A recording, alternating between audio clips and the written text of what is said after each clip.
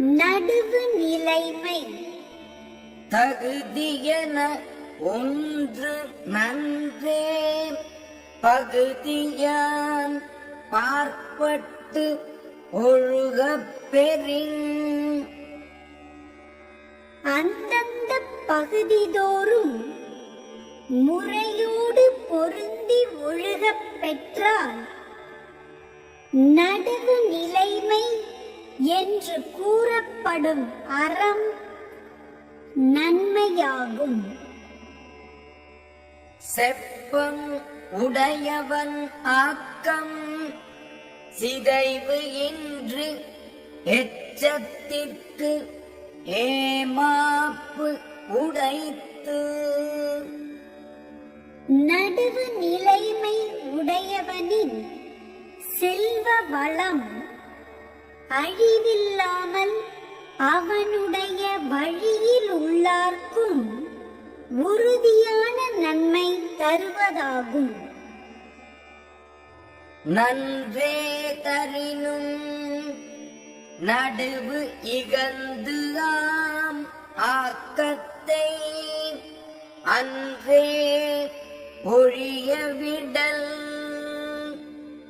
தீமை பயக்காமல் நன்மையே தருவதானாலும் நடுவு நிலைமை தவறி உண்டாகும் ஆக்கத்தை அப்போதே கைவிட வேண்டும்.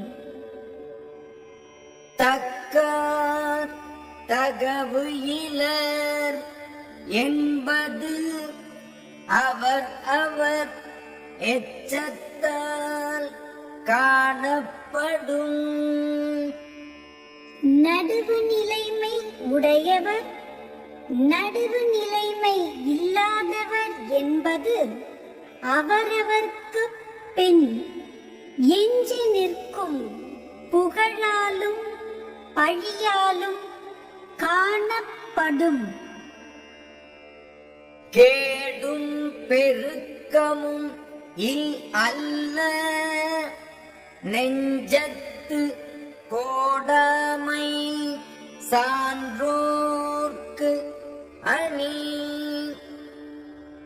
கேடும் ஆக்கமும் வாழ்வில் இல்லாதவை அல்ல.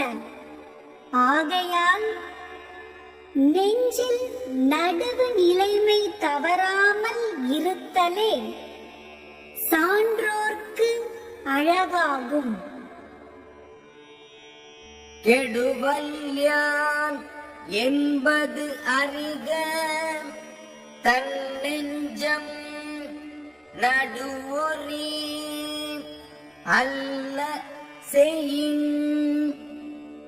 தன் நெஞ்சம் நடுவு நிலைமை நீங்கி தவறு செய்ய நினைக்குமாயின் நான் கெடப் போகின்றேன் என்று ஒருவன் அறிய வேண்டும்.